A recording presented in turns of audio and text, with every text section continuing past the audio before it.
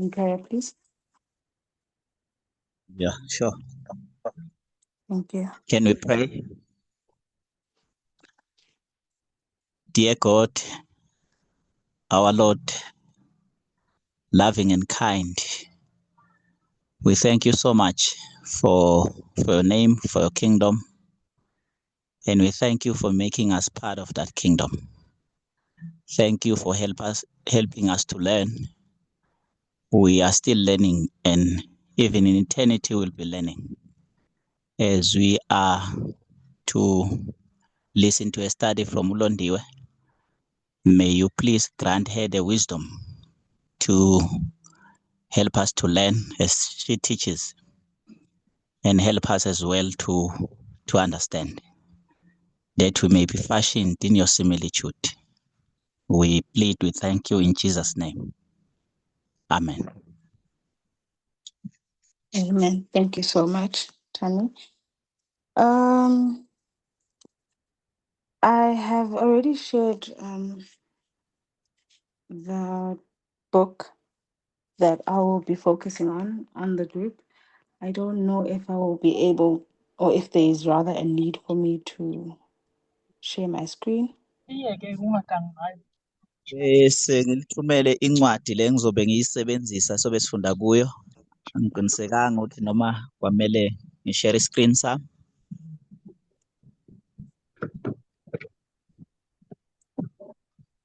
Okay.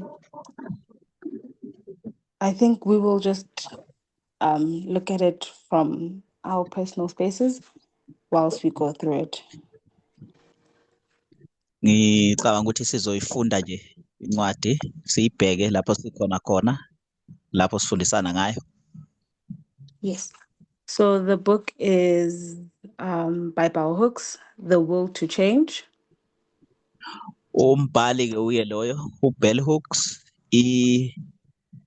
inhloso yokushintsha.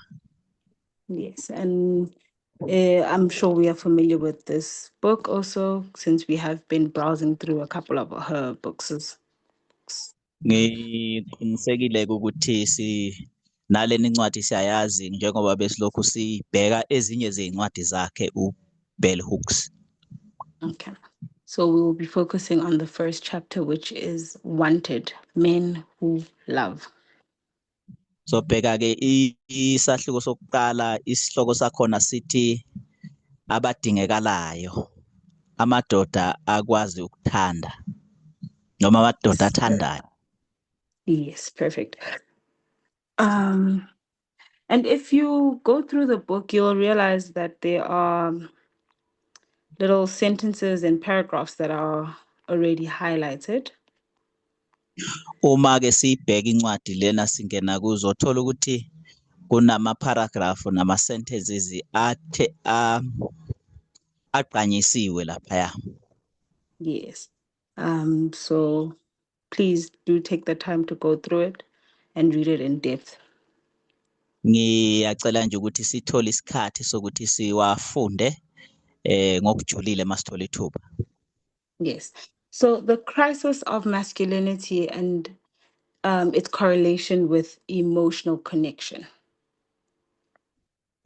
Ukubaluleka ke kobudoda okuphathelene nemizwa yayo. So the core of this chapter is that patriarchal culture has been systematically planned to disarm men. Insika ke yale chapter ikhuluma ngokuthi ubunhloko bebuqonde empeleni ukususa ubudoda emadodeni. The capability of love and creating emotional relationships with either other men or even women. Basusweke ukwazi ukuthanda nokuthi baphinde bathole izinkinga noma inselele ekwazini ukuthanda ingabe abanye abantu noma bekwazi ukuthanda futhi abantu besifazane. So while society often focuses on the distribution of power, Lapho umphakathi ubheke kakhulu ukuthi amandla yasabalaliswa kubo bonke abantu. The most devastating aspect of patriarchic system is the demand for emotional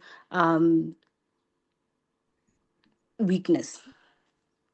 Imphumela ke emibi ngale system yobunhloko ukuthi ifuna kakhulu ukuthi kuneliseke imizwa. Yes. So men are socialized from boyhood to look at vulnerability as a form of weakness, or yes, of a form of weakness. Abantu besilisa ke bafundiswa kusukela bebancane nje ukuthi babuke ukuba ukuvuleka emoyeni njengento yokuthi umuntu ubuthakathaka maye njalo. Forcing them to suppress their natural desires for connection and intimacy. Lento ke baphoqa ukuthi bayicindezele bahlale phekwayo imizwa kanye nokuthi nemizwa yokuthanda. This condition transforms the potential for human connection into a performance of dominance and leadership.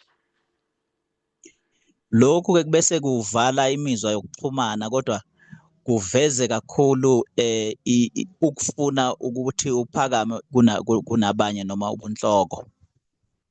Yes, causing men to want to alienate, meaning to separate themselves from the general society. Lokho kuholela ekuthenini ke abantu besilisa bazehlukanise nabantu lapha bekhona behlale ngabodwana. And automatically, because we are emotional beings, this then leads to displacement of anger and violence. Ngokuba vele ke singabantu abanayo imizwa, lokhu kube sekuholela ekuthenini kuveze ulaka kanye nodlame. Okay. So this chapter teaches both women and men Lesahluko ke sifundisa bobabili owesilisa nowesifazane that we are in desperate need of love that comes specifically from men. Ukuthi ke siyaludinga kakhulu uthando ikakhulukazi oluvela kubantu besilisa. But many men struggle to give this love because of how society has taught them to behave. Kodwa abantu besilisa abaningi ke bayasokola ukuveza loluthando ngenxa yokuthi umphakathi noma bakhuliswe kanjani bafundiswa kanjani. Okay. Going into statistics. Sizobheka ke ucwaningo. Yes. So worldwide, 1 in every 4 children grow up in a household that is fatherless. Oyedwa ke kwabane kuhlonzwe ukuthi ukhula emndenini ongenayo ubaba. Yes, meaning that is about 25% of the majority or the population of the world come from a household that does not have a father figure. Lokhu kusho ukuthi ke umhlaba wonke u25% wakhona lezo ingane eziphuma lapho ziphuma emindenini engenabo baba. Yes, and this could be due to different reasons such as divorce, separation, death, abandonment, and so forth. Izathu iningana ke kuba idivorce kube ukuhlukana kube nje ukunganaki imindeni nokunye nokunye. And in South Africa, which has the highest rate of fatherless households, eMzansi ke ilapho khona sinemizi eminingi engenabo baba. there is only 31.5% of children that live or grow up in both parents' household. Kuno 31.5 yabantwana abakhula emndenini enabo baba noma enabazali bobabili. Yes, meaning that it is a whopping 68.5% of households in South Africa are fatherless. Kusho ukuthi inamba inkulu kakhulu ewu68% enamakhaya lapho khona obaba bengekho. Okay. And then other stats that are related to, that become the outcome of fatherless homes. Olunye ucwaningo ke oluyimphumela yalamakhaya angenabo baba. 63% of the youth suicide comes from fatherless homes. U-63% wentsha ekhetha ukuthatha iy'mpilo zayo iy'bulale ivela kulamakhaya angenabo baba. 71% of school dropouts are from fatherless homes also. U-71% wabantwana abashiyayo esikoleni nawo uvela kulamakhaya futhi angenabo baba. 85% of youth in prison come from fatherless homes. U-35% wentsha egcwele emajele nayo iphuma 85, not 35, 85. 85 yentsha egcwele amajele ivela kulamakhaya angenabo baba. Ngiyabonga. Okay. So fatherless children are most likely to live in poverty. Abantwana abaphuma kulamakhaya angenabo baba ibona kakhulu abalengele ekutheni bangene ebubheni noma ey'nhluphekweni. Yes. So these statistics are there to support what Bell Hooks is mentioning.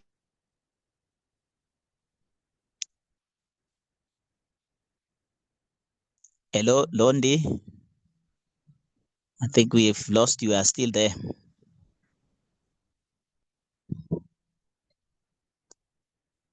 Yebo.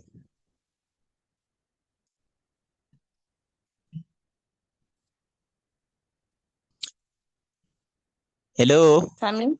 Yes. Yebo. I think I've lost you there. You were speaking about the support that Bell Hooks, this study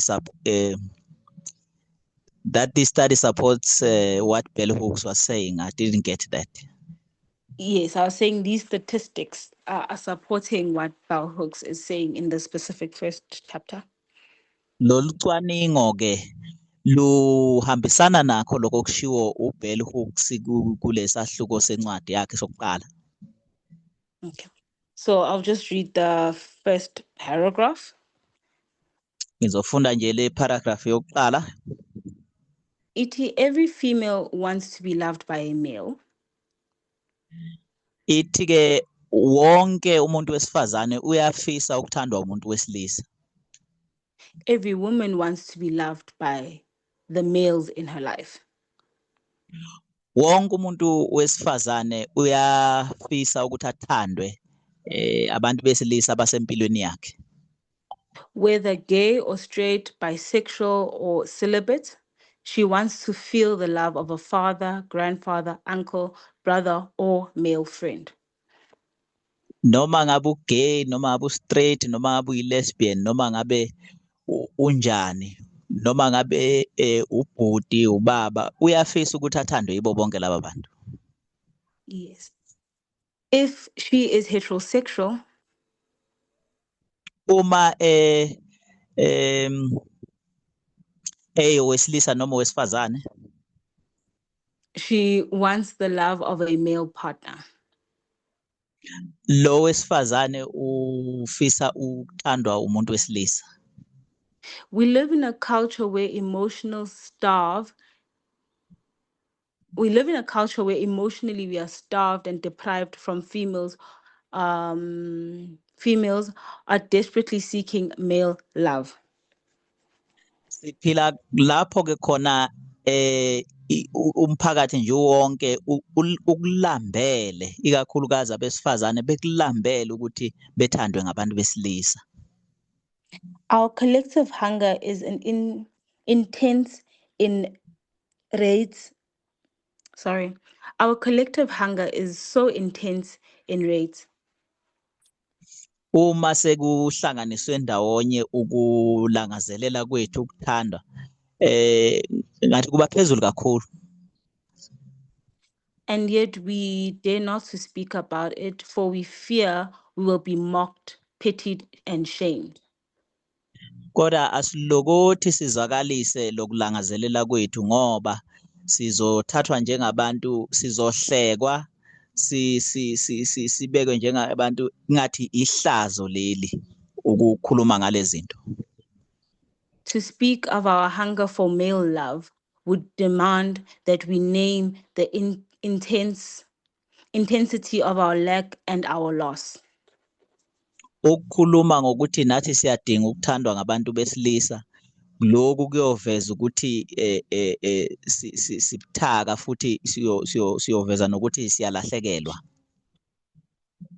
The male bashing that was so intense when contemporary feminism's first surfaced when more than 30 years ago was in part of the rage full cover.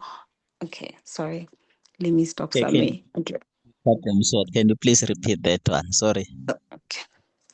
The male bashing that was so intense when contemporary feminism's first surfaced. Yes, I'll stop there. Ukukhulunywa kabi kwabantu besilisa ngalesikhathi laba balwela amalungelo abesifazane kuqhamuka. Yes, that was more than 30 years ago. Lokho kwakuyiminyaka engamashumi 30 endlule. Was part of the rageful cover of the shame women felt. Lokho kwakuulaka nje ababevala ngalo noma ababefihla ngalo lokulangazelela. Because men refused to share their power. Ngoba abesilisa babala ukwabelana ngamandla. But because we could not seduce, cordial, or entice men to share their emotions, to love us. Yeah. Ngoba thina sasingavumelekile ukuthi sishele futhi sikhona ukukhuluma abantu besilisa sibenze ukuthi nathi basithande. Okay. Okay. Then the next chapter says by charming, rather by claiming that they wanted the power men had. Babe kusho lokhu ke ngokuthi bafuna nabo ukuthi amadoda abelane ngamandla lawa anawo. Men hating feminists covertly proclaimed that they too wanted to be rewarded for being out of touch with their feelings. Namadoda ke nawo sorry Londi, I'm trying to look at the book so that I will translate and read Not as a you problem. Okay. Okay, I'll wait for you. It is on page 25. Okay, thank you. We are in the second chapter, the second paragraph, sorry. It says men hating feminists. Oh, okay, I can see that. Thank you. Yes. So Yes. abesilisa laba ababezonda ke laba belwela amalungelo abesifazane babethi nabo babefuna ukuthi bakonyeliswe ngokuthi nabo imizwa yabo ngathi sibashile. For being unable to love. Ngokuthi nabo basakhoni ukuthi bethande. Men in patriarchal culture respond to feminist demands for greater equal in the work world and in sexual world by making room. Abesilisa ke kulosiko lobunhloko baphendula ngokuthi kulabo abalwela amalungelo abesifazane babelwela ukulingana emhlabeni kanye nakwezocansi. Yeah. By sharing the sphere of power. Nokuthi babelane ngamandla noma la kutholakala khona amandla. The place where most men refuse to change. Indawo lapha khona amadoda amaningi akwenqaba ukushintsha. Believed themselves unable to change. Babekholelwa ukuthi abasobe bakwazi ukuthi bawushintshe lo mqondo. Was in their emotional lives. Kwakusemizweni yabo. Not even for the love and the respect of liberated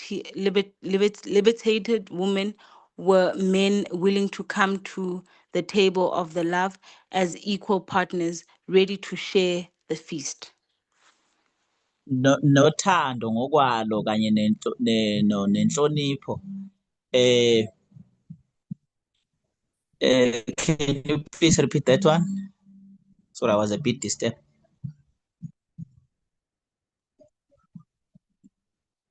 Londi?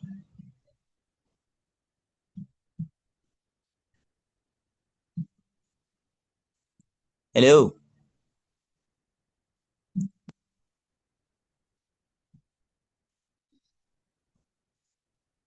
Londi, are you still there? It looks like she's been kicked out. We can hear you, but okay, she's still in the meeting. I think it's the network. Tell me, we can hear you, but we can't hear Ulon. So I think Okay. we should just wait for her. Wait for it. Okay, thank you.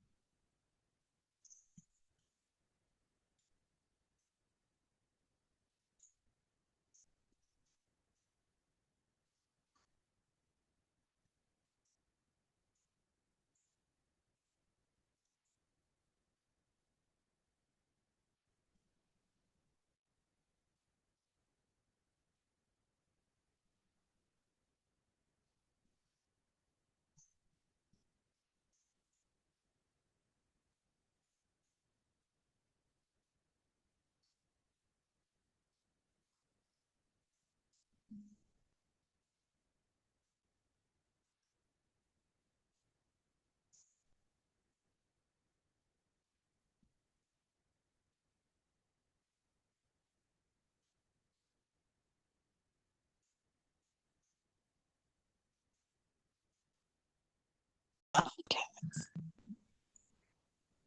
Yes. Okay. So just give me a moment to find my train of thought. Okay, so I wanted us to go back, or rather to now jump to where it is highlighted on the third paragraph. Bengifisa ukuthi sigcumele kuloku okugqanyisiwe laphaya. Leya paragraph egqanyisiwe ngoku-yellow. So it says heterosexual girls and homosexual boys can and do become the women and the men who make romantic bonds the place where they quest to find and know male love. Laba ke amantombazane kanye nabesilisa laba abobulili obufanayo bangakwenza ukuthi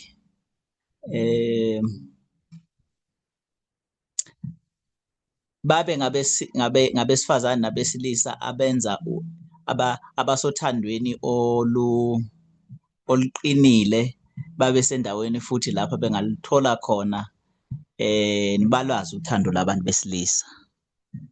Okay, meaning the lack of male love in childhood makes them tend to seek male love in relationships when they are older. Lokhu kusho ukuthi ukungatholi uthando labantu besilisa bebancane kwenza ukuthi balifune uthando labantu besilisa mase bebadala. In relationships, romantically. Or la mase kufika kwindaba zokuthandana. Yes. But that quest is really satisfied. Kodwa leyo kulangazelela kuyakhona ukuneliseka. That's because it is not seeked in the right manner. Leyo kulangazelela lokho akunelisi ngoba kusuke kungatholakalanga ngendlela efanele. Yes. Usually rage, grief, and unrelated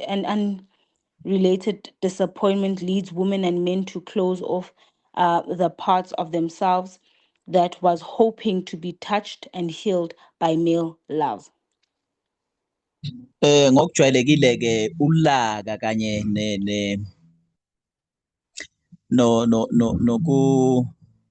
ngathini nokukhala nokuphoxeka kuholela abantu besifazane nabesilisa ukuthi bevale lengxenye yabo le ebinethemba lokuthi izokwelashwa uthando labantu besilisa. Yes. They learn then to settle for whatever positive attention men are able to give. Bese befunda ke nanoma iyiphi indlela yabantu besilisa eqhamukayo nje ezobanikeza iattention. They learn to overvalue it. Babese bayibukela phezulu le ndlela abathola ngayo attention ngaleso sikhathi. They learn to okay, that means that they put too much value or importance to a random compliment, for example. Lokho kusho ukuthi ke babese babeka ixabiso eliphezulu kunanoma yiphi indlela nje abathe banconywa ngayo noma incane kanjani bayithathele phezulu. Yes. Okay. They learn to pretend that it is love. Bayakufunda ukuthi bagcine bezenzisa benze ngathi lokhu kuwuthando. They learn how to not speak the truth about men and love. Bayakufunda ukuthi bengakhulumi iqiniso ngamadoda nangothando. They learn to live the lie. Bayakhona ukuphila impilo yamanga. So here, the paragraph that follows, we won't read it, but I'll just give a brief summary. La kule paragraph elandelayo soyifunda kodwa ngizovele ngiyifinqa nje. She's highlighting that she highlights how she grew up. She had a brother and how their relationship, how they were treated from their parents, specifically the father, was different between her and her brother. Ukhuluma ngokuthi bakhule kanjani ebenomfowabo baphatheka kanjani ekukhuleni kwabo ebudlelwaneni babo. And her brother at a young age was a very affectionate person, full of love, was really able to express his emotions. Umfowabo ebuncaneni bakhe wayewumuntu okhonayo ukuthanda kahle, wayekhona ukuveza imizwa yakhe nje ngokukhululekile. But was faced with ridicule, meaning his father would harshly reprimand him for being, as they would say, soft. Kodwa wayekhuzwa ke ngalokho etshelwa ukuthi into ukubuthakathaka lokho. And with time, he then had to adapt to that and became hard and harsh. Wagcina ke ekhona ukuadapta kulokho, wagcina naye eqina kuloko enza lokhu vele okujwayelekile okwaziwayo. Yes, because manhood was depicted by that was then strength. Ngoba ubudoda ngaleso sikhathi kwakuthathwa ngathi ubudoda into yokuthi fanele ube namandla, ube strong, uqine. Yes. And she cries over the idea of having lost her gentle brother. Uyakulilela ke lokhu ukuthi wagcina lahlekelwa iloya mfowabo owayenesandla esithambile nozwelo. Yes. Okay, so the main problem with this whole setup of patriarchy removing love or emotion in men Inkinga ke ngalo hlelo lobunhloko ukuthi lususa uzwelo emadodeni nale ndlela ebuthakathaka kubo.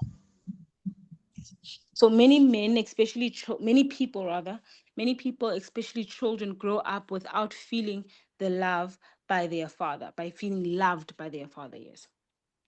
Abantwana abaningi bakhula bengalutholi uthando lobaba babo. And then society teaches men that showing feelings is weakness. Umphakathi ufundisa abantu besilisa ukuthi ukubonisa uthando empeleni leyo nto ukuba buthakathaka. And that the misguided concept of that strength comes from hiding your emotions. Naloku ke okungafundiseki kahle ukuthi amandla angempela avezwa ukuthi uyifihle imizwa yakho. And because of this, men often struggle to express love. Ngenxa yalokhu kamadoda akuthola kunzima ukuthi aliveze uthando ngokukhululekile.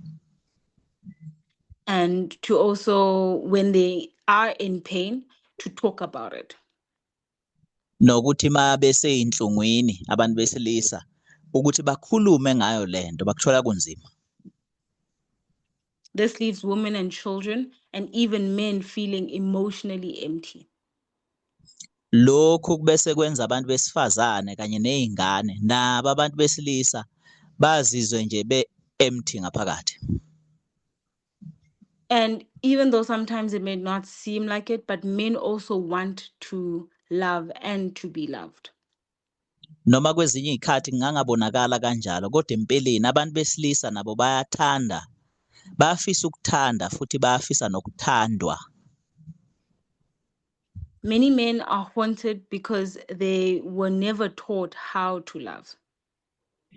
Abantu besilisa abaningi bahlukumezeka ngenxa yokuthi abakaze bafundiseke ukuthi kuthandwa kanjani. They were taught to suppress their emotions.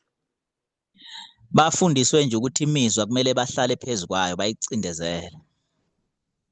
And instead of showing sadness or hurt, they often have to swallow it, and that ends up in a result of anger. Esikhundleni sokuthi babonise umunyu nobuhlungu ababuzwayo, lokhu bahlala phezukwako kuze kugcine kuvela njengolaka. Okay, and then impacts on how this tends to impact the family. Lokhu kuhamba kusabalala kuze kufinyelele endleleni abaphila ngayo emndenini. Yes, children who don't receive love from their fathers grow up longing for it. Abantwana abagcina bekhula ngaphansi kwalesimo esingenabo obaba noma lothando labo baba bagcina belangazelela kwezinye izindawo. And that may lead to unhealthy love relations. Lokho ke ngabese kuholela ekutheni bathole bangene ebudlelwaneni bothando obungalungile. Yes. And that creates the whole cycle of hurt people struggle to love each other.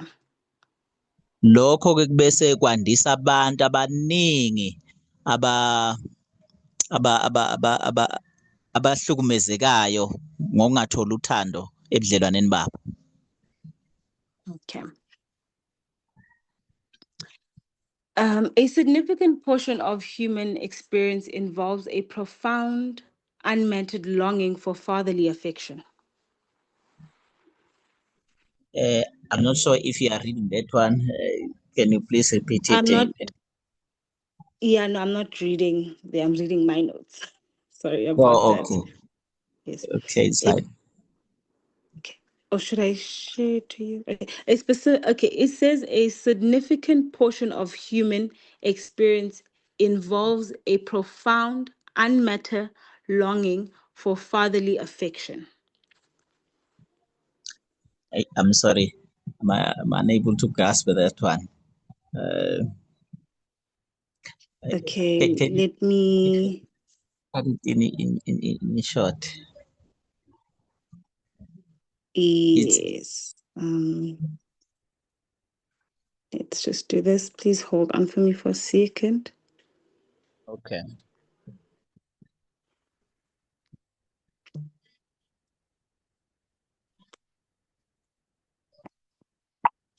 Okay. I just to say I struggle to share my screen due to the fact that I am using Zoom through the browser, so that's why I'm unable to share my screen. But I have sent Tammy the notes I'm reading from, so that he'll be able to translate. Oh, okay. Thank you. Found it. Thank you. Yes. Can you see where we Okay. are? Yeah, I can see that. Okay. Ingxenye enkulu ke yamava abantu afaka kakhulu ukunganeliseki noma ungagcwaliseki kothando labo baba. Yes. Because the patriarchic structure elevates the value of fatherly approval above all else. Ngoba i-structure sobunhloko siphakamisa kakhulu ukuthi obaba babaluleke kangakanani ngaphekwa konke okunye. The absence of this emotional bond creates a lasting wound. Ukungabi bikho kwalothando labo baba kubese kudala inxeba elikhulu. Kudala inxeba elikhulu imizwa, sorry. Yes, sorry. Children grow up seeking to fill this void through romantic partners, often mistakenly equating masculine withdrawal with strength. Abantwana ke bakhula belokhu befuna ukugcwalisa le ndawo lena ukugcwalisa le ndawo empty ngokuthi bethandane nama-partners abajwayele ukuthi noma abalingani abajwayele ukuthi ke azogcwalisa le party yobudoda lena ngamandla. Hey, sorry about that one. Couldn't. Okay, no, it's okay. Okay. Yes. You can continue. Okay. Okay, so the inherited silence, men who deny emotional validation by their fathers often struggle to prove it for themselves, for their own children, rather to provide it for their own children, which triggers a cycle. Now. I'm not sure where you really lokuthula ke noma lokungavezi lokabakuzwayo abantu besilisa is that where it's highlighted there? I'm still reading. No, I'm still on the notes. The inherited silence. Oh, okay. Abantu besilisa ke abanqatshelwe le mizwa noma loluthando labo baba bayaye basokole ukuthi bona bazolinika kanjani kubantwana babo ngoba nabathulanga okubese lokhu kuqhubekisa ke ngathini kubhebhethekisa lokungabi nabazali abakahle. Yes. When fathers remain emotionally unavailable, uma obaba ke bengabi bikho ngokwemizwa, they leave their children starving for recognition. Bese bafaka abantwana babe enkingeni yokulangazelela nabo ukubonakala, which can manifest in a lifelong resentment or a desperate, unhealthy quest for male approval. Lokhu ke okungabese kuvela empilweni zabo kuvela empilweni zabo umzwangedwa kanye nobudlelwane obu-desperate bokufuna ukuthi mase bebadala bathole i-approval ebudaleni babo. Okay.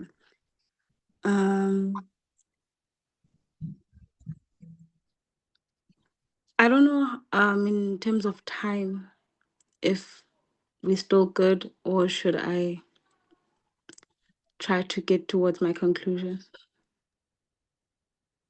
I think Tina, you can get can you help? you can go to your conclusion. All Get right, to your thank you. conclusion. Yeah. Okay, so we can just hop on to solutions, right? Singavele sibe sesigcumela kuyisombululo ukuthi kungenziwa njani. Okay, so as much as bell hooks highlights the problem that patriarchy causes, Njengokuba ke eveza uBell Hooks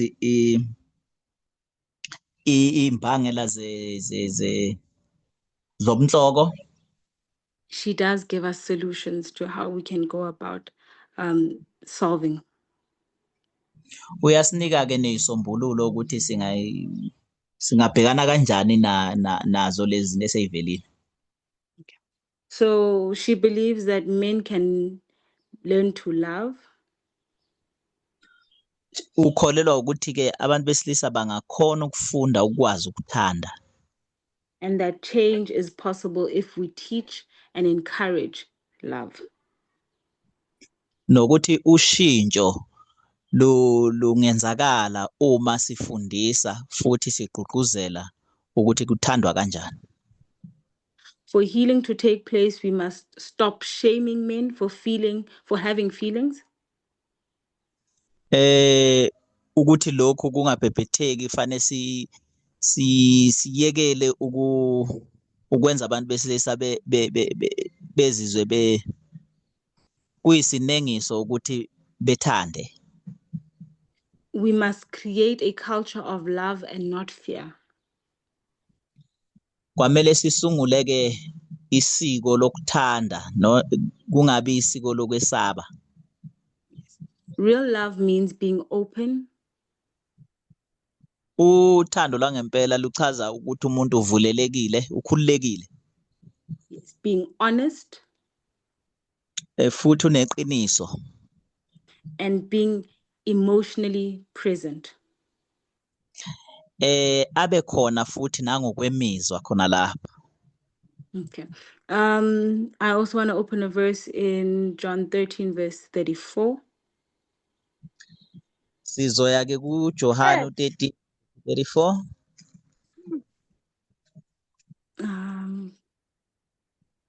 It says, so it's John 13, verse 34. It says, a new commandment I give unto you, Ithi ke nginikeza umyalo omusha, that ye love one another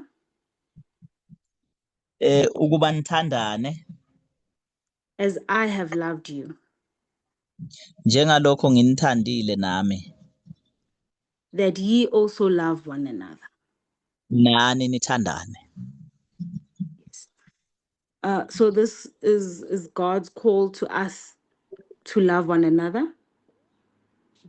uNkulunkulu ke usinika umyalo ukuba sithandane, and to freely and fully express the love. nokuthi ngokukhululekile nangokugcwele sikhone ukulibonakalisa lolu thando.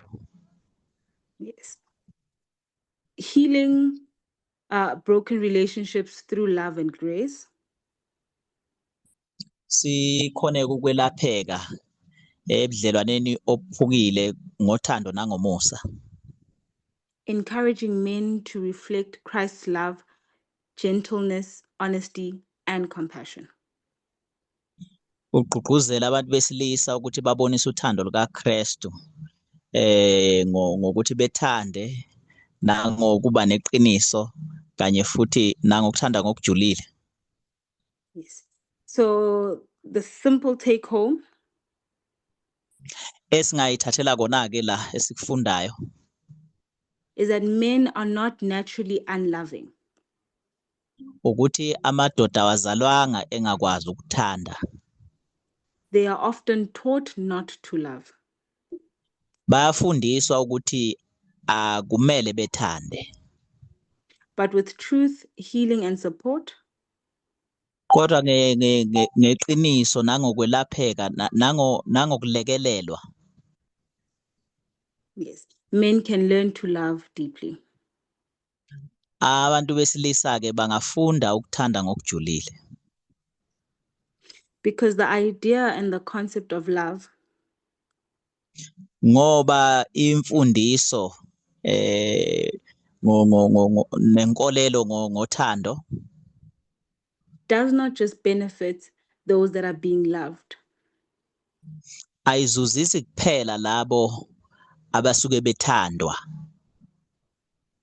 it also benefits the one that is loving. Naloyo futhi othandayo naye uyazuza. So I think we have reached the end of this chapter. Ngicabanga ukuthi sifinyelele esiphethweni salesi sahluko And the end of my study. nesifundo sami sizobe sesiphelela khona la. Any comments or questions?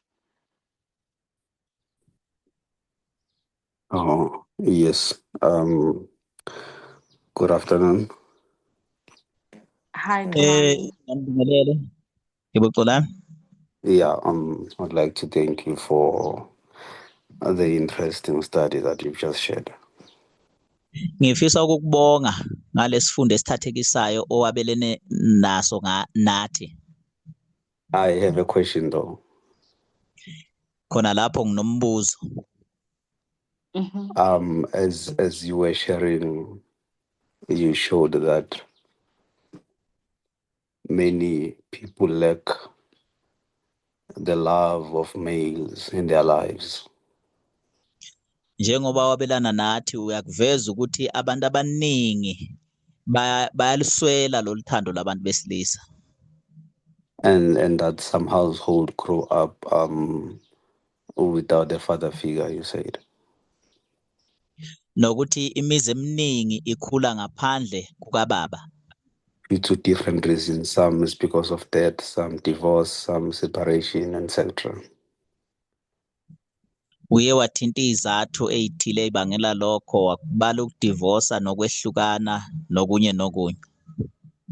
So my question is here, what is so special and unique about a male's love, like a love that is coming from men? Umbuzo wami ungathi yini lenkulu kangaka ngaloluthando lwamadoda noma loluthando oluvela emadodeni.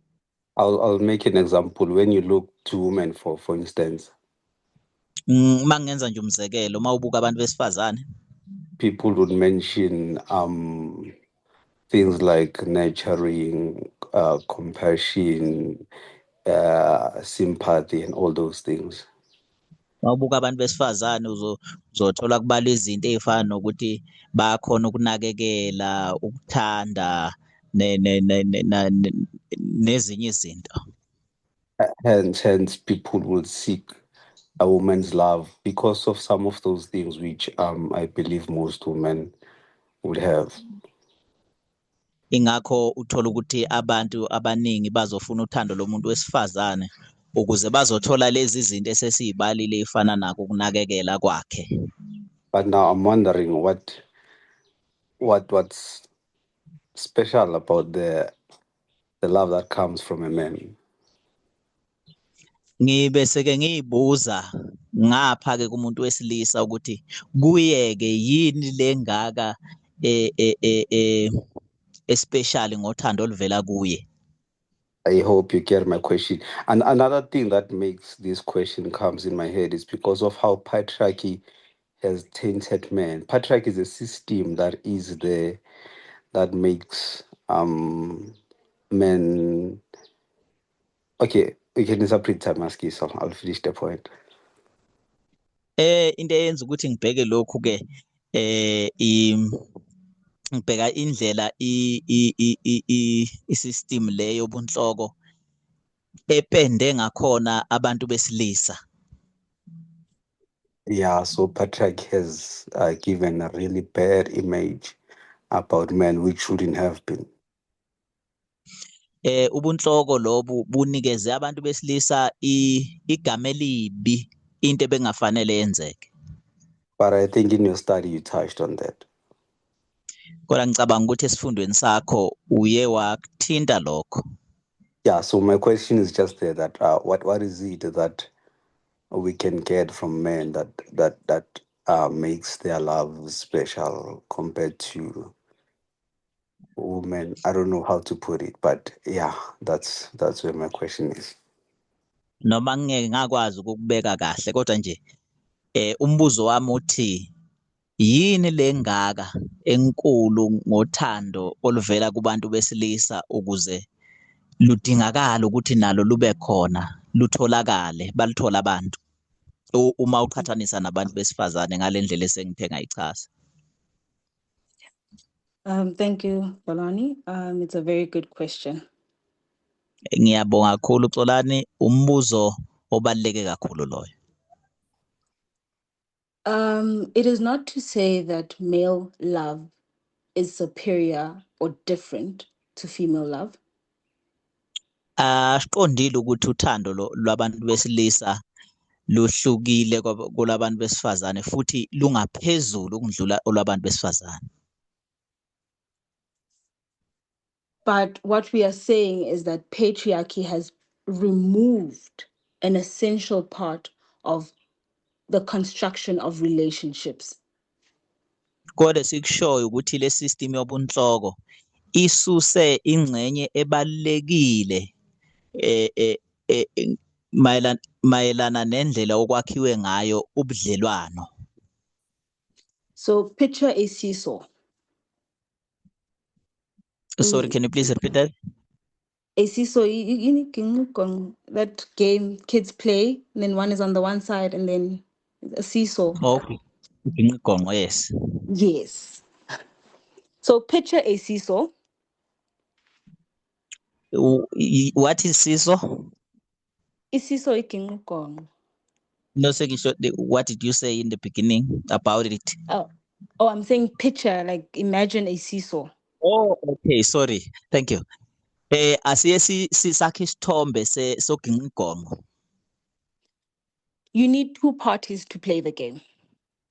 Udinga abantu ababili ukudlala lo mdlalo. If one party decides that they are withdrawing and not climbing onto the seesaw, Uma oyedwa kulaba babili ekhetha ukuthi yena akadlala akeze ukugibela la kuginqigonqo, the other party also suffers. nalomunye ubese athola imphumela yalokho. So in a family setup, we'll say on each side of the seesaw, it is a mom and a father. Emndenini ke masingasebenzisa lo mfanekiso oginqigonqo singathi ngapha khona ubaba ngapha khona umama. And one party, the father, emotionally commit into the family structure. Masingathi la engxenye kababa yena uyinikela ukuthi akhe umndeni. He refuses to invest emotionally into the family structure. Oh, sorry. Ubaba yena uyakwenqaba ukuba anakekele ukukhula komndeni. Emotionally, yes. Ngokwemizwa. not just the mother suffers, but also the children will suffer because they do not have a picture of how emotional, healthy relationships are supposed to look like. Lokhu akusokolisi kuphela abantwana nomama naye uyasokola ngoba besiqonda isithombe ukuthi kwamele sibe kanjani. So it is a puzzle that the woman or one party brings in emotional commitment. Ipuzzle lena lapho khona oyedwa yena eyinikela ngokuphelele kuloluthando, and vice versa with the next party. nalomunye naye kwamele enze kanjalo. For you to get a fully functional, healthy family dynamics. Ngokuthi sikhona ukuthola umndeni ophelele ophilile owakheke ngokuphelele. It would be very selfish to expect one party to carry the whole load on their own. Kuyoba nokuyicabangela wena wedwa mawungathi ulindele ukuthi upartner oyi-one athwale wonke umthwalo eyedwa. And that is what the patriarch system has led us to be at the moment we are at. Le system yobunhloko iyona esiholele la sikhona njengamanje. I hope I've answered your question, Xolani. Nginalo ithemba lokuthi uphendulekile, Xolani. Oh, yes, you have. Thank you. What I get is that, in a sense, you are saying males have to play their part so that there's equality and balance. Amen. Ngiyakuthola okushoyo ukuthi abantu besilisa nabo kumele badlale indima yabo ukuze kukhona ukubhalansa lokukhula komndeni. Thank you. Ngiyakubonga. Any other questions or input?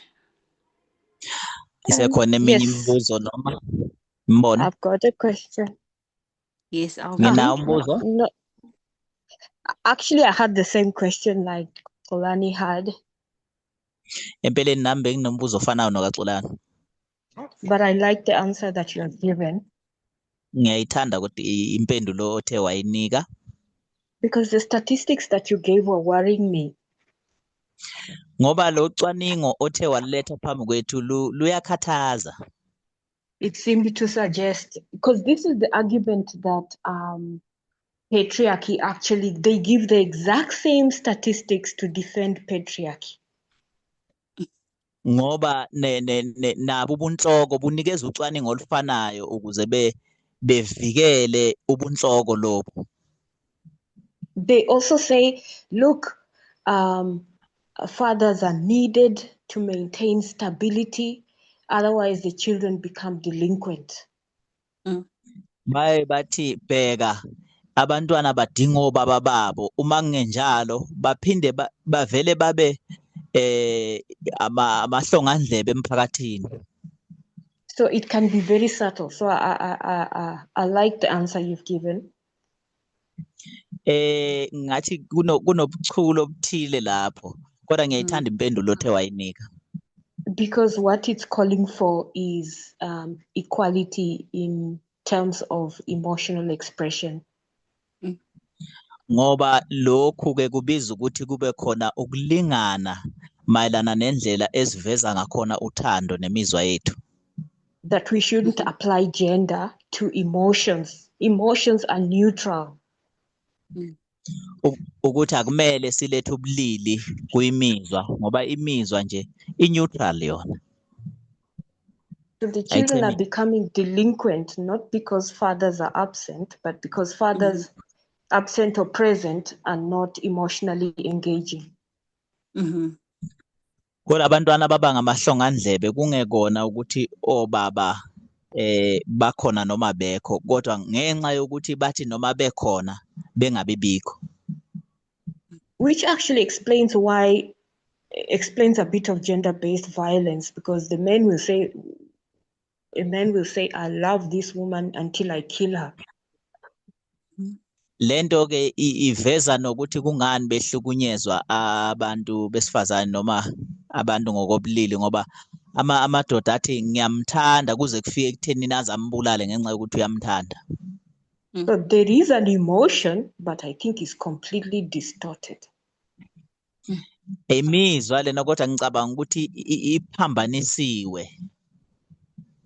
Yeah, so we just thank the Lord for actually helping us to see things the correct way. We are reading statistics, but interpreting them the correct way. So thanks, Londi. Ngiyambonga uNkulunkulu ke ngokuthi siyakhona ukubona izinto ngendlela efanele noma sibheka ucwaningo lolu kodwa ke sibe sesifunda ngendlela efanele ngabe siqonda ngayo vele. Ngiyakubonga weLondi. Thank you so much, Elder D. Ngiyakubonga nami wemdala uD. I have a question.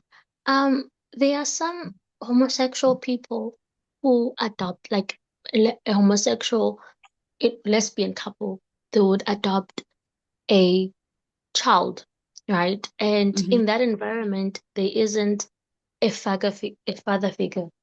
And usually people use those sorts of statistics on saying that like those women or those homosexual relationships shouldn't adopt children because children who grow up without parents are most likely to die and everything. And you show the importance of having a father figure in one's life and how people go and look for father figures outside because they grew up without having father figures. What do we say now about people who were raised by a lesbian couple? Is us saying a father figure are we talking about it in an emotional sense, having two parents supporting you, or is it specifically has to do with a person being a man? And yeah, is it specific to a person being a man? That's my question. Yes, that's a very good question. Sorry. Umbuzo wami ula ekuthenini sithini ke la khona uthola khona abantu ababili bengama-gay be-adoptha umntwana bemkhulisa engekho ubaba engatholi lo mntwana engatholi le mizwa esikhuluma ngaye. Ngabe sikhuluma ngani la? Sikhuluma nje ngokuthi bakhulise umntwana noma kwenzeka kanjani kuleso simo noma uthola abathandanayo bama-lesbian bekhuliswa umntwana engekho nakhona ubaba nakhona siyibuka kanjani leyo? Okay, thank you so much, Tina. That is a very good question. Ngiyabonga kakhulu Tina, umbuzo omuhle loyo. Okay. From what I understand, as I said prior, that the issue is not about men being, how can I put this? But it's not about men being extremely special. Njengoba ngishilo ekuqaleni akusiko ngokuthi empeleni ukuthi abantu besilisa bona ba special kangakanani. But it is because men are disadvantaged and already are standing at a negative point of view when contributing towards relationships. Kodwa ukuthi vele abantu besilisa bona ngathi baphuciwe lokuthi lokho kumele bakufake ebudlelwaneni kuthathiwe kubo. It is most likely that a female homosexual couple Kujwayelekile ukuthi noma kungenzeka ikhathi eziningi ukuthi abathandanayo bama-lesbian that do not uphold patriarchal ideas abangahloniphi kakhulu imfundiso zobunhloko will raise very healthy emotional children. Bangakhulisa abantwana abaphilile abaphilile nje nangokwemizwa. Yes.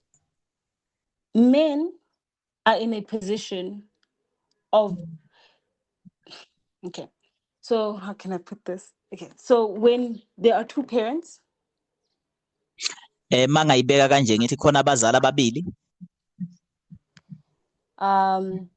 one is a heterosexual couple, oyi-one uyindoda noma umuntu wesifazane, yes, and then another couple is homosexual couples. bese laba abanye abobulili obufanayo. Most likely the couple that has a male figure in it, Ngokujwayelekile la bathandanayo abanowesilisa kulobo budlelwano, they are gonna practice patriarchy, meaning they will want to withdraw or suppress their emotions to seem strong. kusho ukuthi labo ke bazobe beyithanda le system yobunhloko, bazoyenza ukuthi imizwa kwamele uhlale phezukwayo ungayivezi, believing that that's the right thing to do as a man. bekholelwa ukuthi into ekufanele yenzeke lena njengomuntu wesilisa. But the other couple of two females that treat each other with equality, Kodwa laba abanye abasebudlelwaneni ababili abaphathana ngokulingana bona bobulili obufanayo, they will be able to support each other with emotional matters in the relationship or within the family. bona bazokhona ukuthi balekelelane ebudlelwaneni noma emndenini yabo. In Bell Hooks, she does not quote only father figures, but she quotes men in general, relationships with fathers, relationships with husbands, relationships with brothers, uncles, grandfathers, and so forth. uBell Hooks encwadini yakhe akathinti kuphela ubudlelwane bobaba noma uthando lobaba, uthinta lonke lolu, obhuti, omalume, omama, buningi ubudlelwane obuhlukahlukene abuthintayo encwadini yakhe. So that is where, because we live in a society or in a world that technically only has two genders, either you are male or not, but there are two genders technically. Please don't misquote my statements. Kodwa ngenxa yokuba siphila ke kumphakathi la khona kwaziwa nje ukuthi ubulili bubili kuphela, umuntu wesilisa noma owesifazane kuphela. Okay. So you can't be an individual that has never have interacted with a male figure in your life. Akekho ke waphila nje ongakaze ahlangane nomuntu wesilisa empilweni yakhe. Yes. So it is not only directed into father figures, but it is just talking in general, how you relate with your brother, how you relate with your uncles, that type of love. Akukhulunywa kuphela ngobaba empeleni, kodwa sikhuluma nje ngabo bonke in general, sikhuluma ngobhuti, sikhuluma ngomalume, sibafaka bonke kodwa nje sisebenzisa ubaba.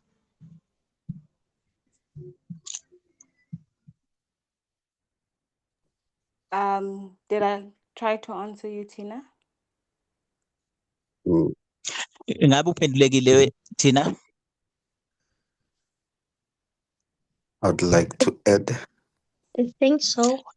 I still have questions, but maybe for another time. Ngicabanga kanjalo kodwa ke nginayo eminye imibuzo kodwa ngizoyibekela olunye usuku. Yeah, I'll just like to add to your answer if that's okay. Ngiyafisa ukunezezela empendulweni yakho uma kulungile.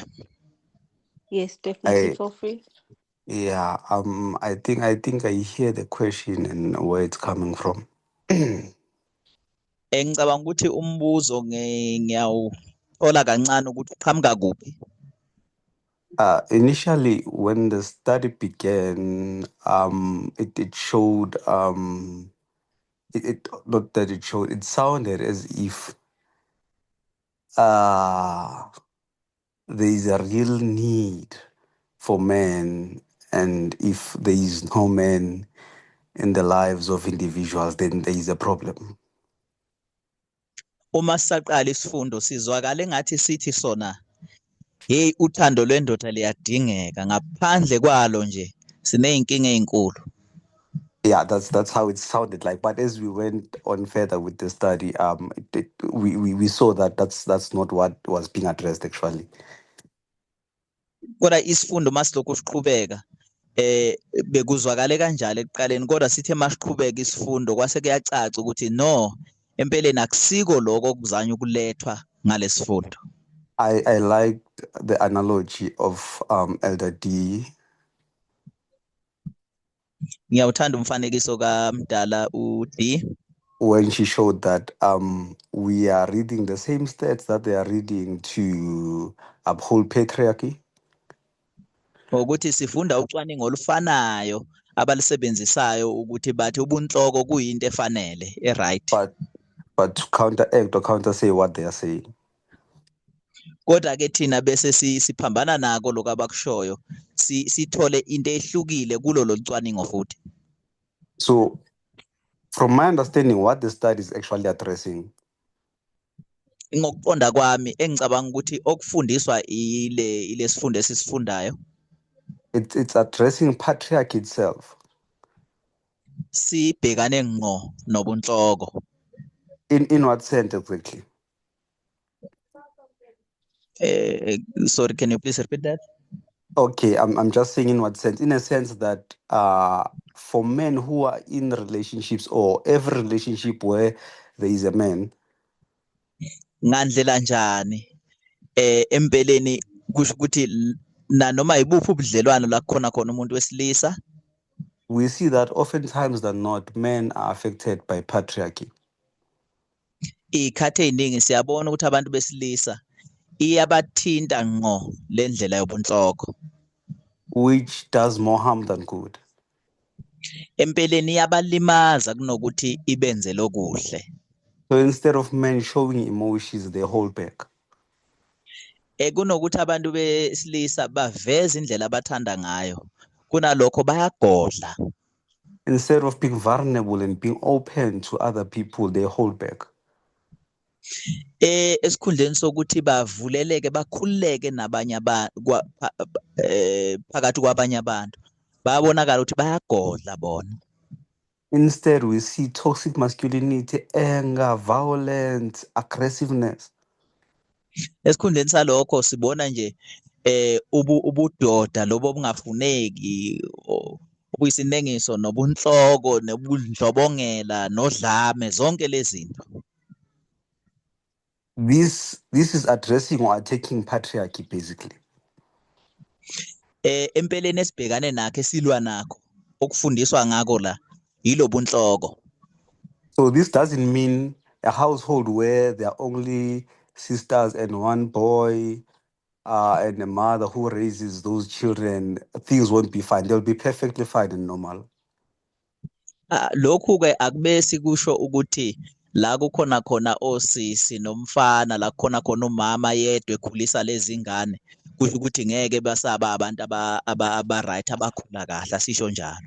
But in an instance where there is a father in that family, kodwa lapho khona ubaba, masenza umzekelo sithi la khona ubaba ke kulowo mndeni, that father must change an attitude of patriarchy.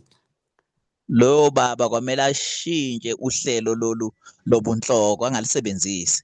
Because if he allows patriarchy, then the whole family will end up having to heal from him. Ngoba uma esebenzisa lo hlelo lobunhloko umndeni wonke kuyomela ugcine nawo usudinga ukwelashwa kulento ebese ifakile lesifo sobunhloko. Yes, so this doesn't mean that the children who are growing in the homosexual couples where it's only females, there's nothing wrong. Lokho akusho ukuthi kulabo ke abobulili obufanayo njengama lesbian uma wona ekhulisa ke umntwana sekuzoba nenkinga ngoba ubaba akekho. But what is being Asisho addressed? Okay, sorry. But what is being addressed is that wherever there is a man in a relationship, then patriarchy must completely be uprooted. kodwa isifundo sithi nakuphi kuphi la khona umuntu wesilisa kuleyo mndeni ubunhloko lobu kufanele busishulwe nezingcaba zakhona. Then it will be beneficial to the family and to that man as well. Lokho kuzozuzisa umndeni wonke nayo leyo ndoda futhi izozuza ngalokho. All right, thank you. Angibonge. Thank you, Kolani. Yes. Tina, are you happy? Siyabonga Xolani, ngabe uphendulekile Tina? Yeah. Yeah. Hello, I am. Yes. Ngasho kanjalo. Uphendulekile? You don't sound sure. Awuzakali kodwa ngathi uqinisekile. Hello. Yes, Yebo. Futhi.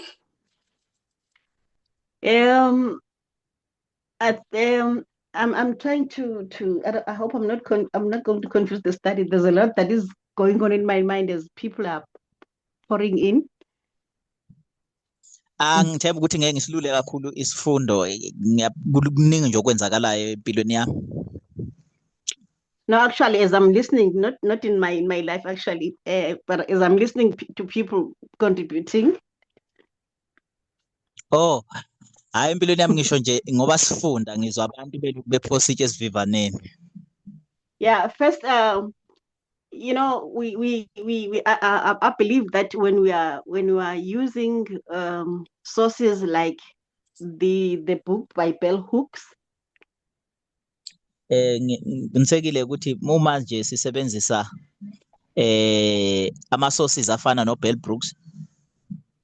We don't take some of the information there as literal as it is. Asithathi lonke ulwazi olutholakala lapha njengoba lunjalo. Yeah, we're kind of using it as should I say referencing from a parabolical point of view, kind of.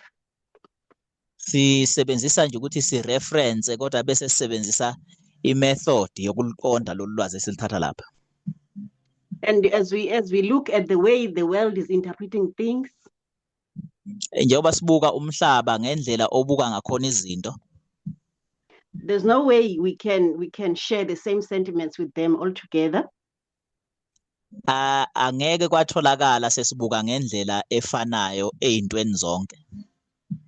So from a worldly point of view, even those homosexual relationships, ngendlela umhlaba obuka ngakhona nalabo ubudlelwano lobu bobulili obufanayo, there is some level of dominance by one party over the other.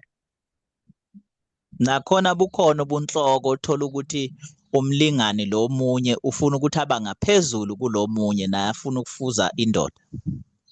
That's my observation. Into engiyibukayo mangibuka lolu daba. So with a child being adopted in such a kind of a scenario with that kind of mindset, umntwana ke maye adoptwa eyongena ebudlelwaneni eyokhulela kwi-environment efana nale adoptwe abantu bobulili obufanayo, then no matter the gender may look the same, na noma bangafana ngokobulili, because the world is so contaminated and polluted by this patriarchal mindset. ngoba nje vele umhlaba unogcobo lale system yobunhloko nomqondo logcwele khona kwabo ubunhloko. And it's seen as something normal. Kubukeka futhi ngathi into nje ejwayelekile. In my extended family, for instance, I do have people who are in a lesbian relationship. It's a marriage. Emndenini nje kithi sinabo abobulili obufanayo abathandanayo abashadile futhi. So the other lady went to pay lobola to the other side. Sinaye lo kuma lesbian uthola lo oyi-lesbian naye ehamba yobhadala ilobolo kulo munye oyi-lesbian. So when the family talk about this relationship, uma umndeni ukhuluma ngabo lobudlelwano, they know who is the man, as in the gender related sphere, man in this relationship is the one who paid lobola. Bayazi ukuthi ubani empeleni oyindoda ngokwalobudlelwano la ukuthi ubani owakhokhela ilobolo la. So that's how the world views things, and they live in that kind of a fashion that although we are in a homosexual relationship, but I'm the man, I'm dominant. Nakuba kubukhona ke lobudlelwano sibona umhlaba kodwa usasebenzisa yona lendlela yokuthi iyaziwa indoda ukuthi ubani ongaphezulu la komunye. So that's the kind of even the child who's been adopted, they will be groomed under. That's the kind of atmosphere. Nomntwana kuzokhulela phansi kwesimo esinjalo vele into azoyifunda yiyo la ibukayo yenzeka ukuthi khona ongaphezulu khona ongaphansi. That's from the worldly point of view. Indlela kumhlaba obuka ngakhona lo le. But that's what we are taught to unlearn in the movement. Iyona nto kanye siyifundiswayo kuba siphule la engqondweni zethu la kuyi movement iphume. So it's the same challenge that the society is clouded with. Inselele efanayo umhlaba obhekane nayo le nathi esibhekana nayo. That we think that if a family is headed by a woman, ukuthi sicabanga ukuthi uma umndeni uholwa umuntu wesifazane, there's a lack. Khona okushodayo ngandlela thile. And yet the truth is, kodwa empeleni iqiniso lithi, that's how I view it, right? That even if it's male headed, there's no woman, there's still a lack. Indlela engibona ngayo ukuthi nakhona noma ngathiwa indoda eholayo owesifazana akekho nakhona kuba nezinkinga futhi. So the lack is not about being the gender of the one who is heading the family. Empeleni inkinga ayikho ngokuthi imuphi phakathi kwalobulili boyi-2 ohola umndeni. To me, the lack is because we are emotional beings. You need balance as a person. Kimi ukuthi nje silambile sonke uthando lana si empty la ngokwemizwa nothando. Yeah, that's my contribution. Thanks. Ilokho bengifisa ukusho mangibongela. Thank you, Futhi. Hello. Yabonga futhi. Yebo. Okay. Thank you for the study. I'm just making an observation. Siyabonga for isifundo nami khona nje ngithe ngakubuka. Yeah, so we are agreeing that the culprit is patriarchy. Siyavumelana ngokuthi empeleni isigebengu esikhulu esisibhekile la ubunhloko.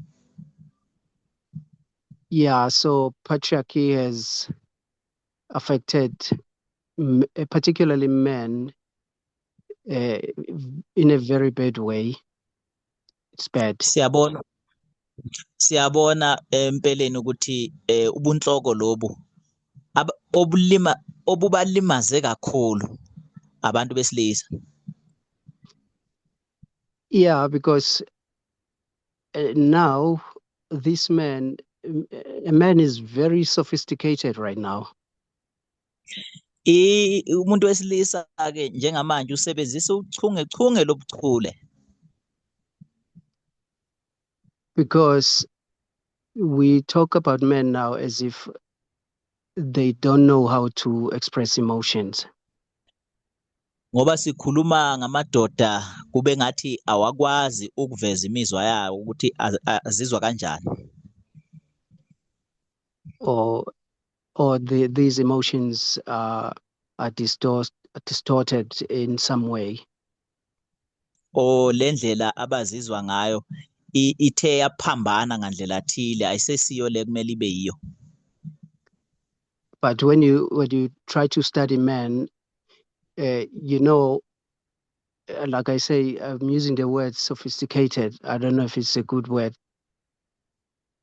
Kodwa uma ufunda ngomuntu wesilisa anginayo ke anginaso isiqiniseko sokuthi le gama engilisebenzisayo sokuthi usophisticated noma nochungechunge lobuchule. Because when a man wants something, Ngomuntu wesilisa mayefuna into ethile, he will do everything to get it. Uyokwenza konke okusemandleni akho ukuthi ayithole leyo nto.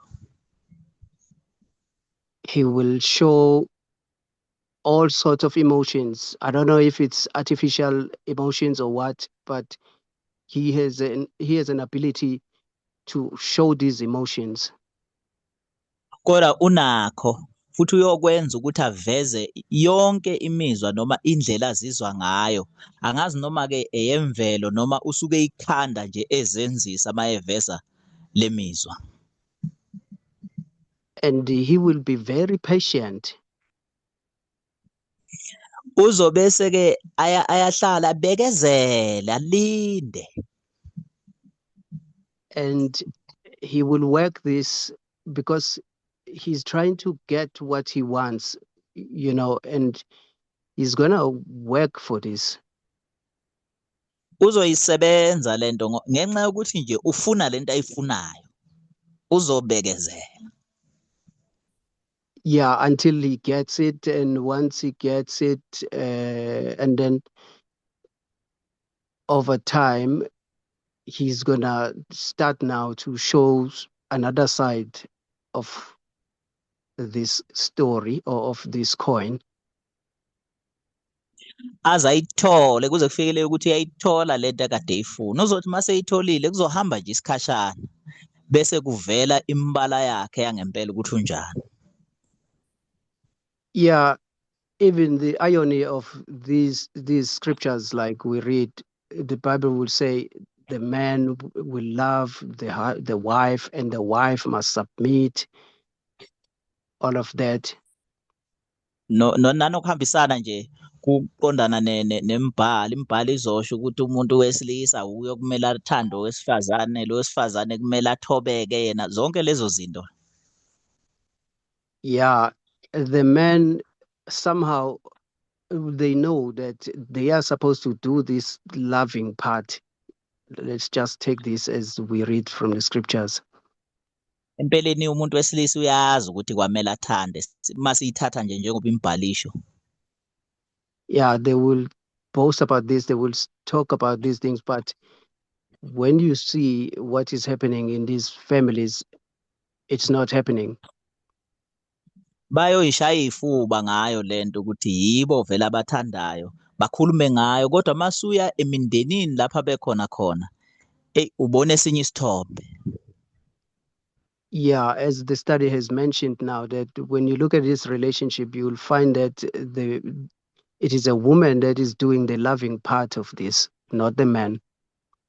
Njengoba nesifundo sesishilo mawuya emindenini le ufike emakhaya ufike ufica ukuthi empeleni lo wenza loluthando abayishaya ngalesifuba besilisa umuntu wesifazane olwenzayo loluthando noma othandayo ngendlela le ekumele athande ngayo. Yeah, so I'm just looking at the irony of that, and this sophistication, the sophistry of this man, and then at the end we will blame patriarchy because we will say patriarchy is to blame. Ngibuka ke lokuqondana kwalokhu ngibuke nalochungechunge noma lobuchule balendoda uma kwenzeka konke lokhu kodwa ekugcineni bese kubhekiswa kusolwe laphana kubunhloko noma kwi-patriarchy.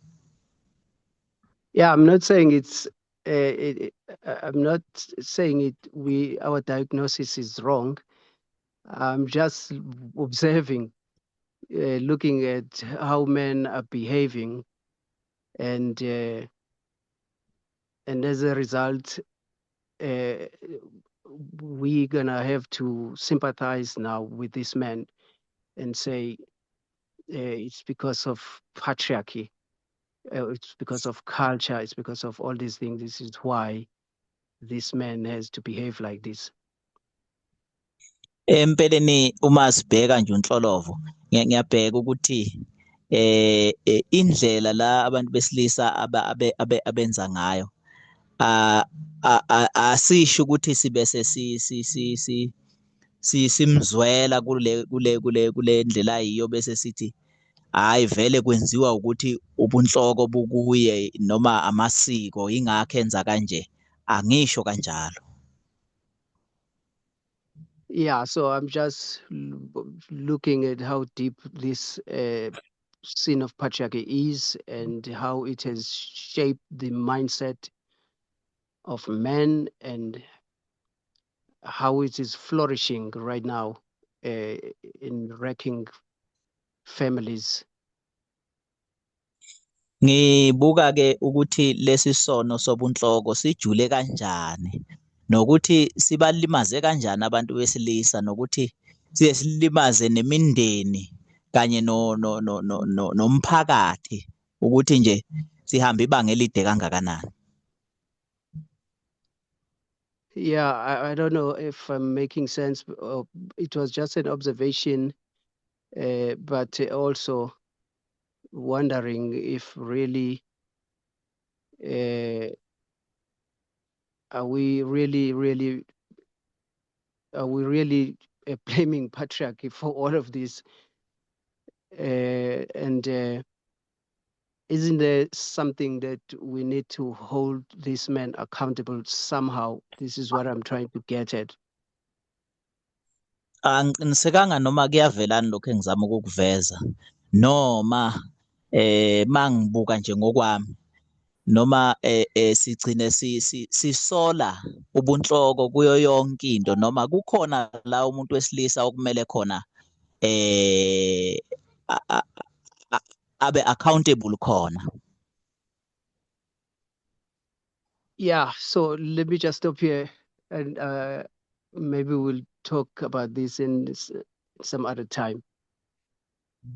Angibese ngimanje khona la mhlambe siluthola elinye ithuba ukuthi sikhulume ngalo daba. Thank you. Mangibonge. Thank you so much, Lucky. Mangibonge Lucky. Okay, thank you to everyone that has commented and thank you for all the questions. Due to time, we will pray. Ngiyabonga kakhulu ngesithe saphosa esivivaneni kanye nemibuzo esesibe nayo ngenxa yesikhathi ke so bese sivala la sizokhuleka. Hello. Okay. Let's pray. Hello. Oh. Dear Lord, we come before you today to give thanks for the opportunity to study, to learn, to teach, to understand you better. We pray that as we continue with our day-to-day lives, that you help us to do better and that this is not in vain. We pray that you help us to grow, to understand, to better our lives, to understand how our actions can impact others. We pray that during these testing times, that you help us to always make the right decision. We give thanks for all that you've done.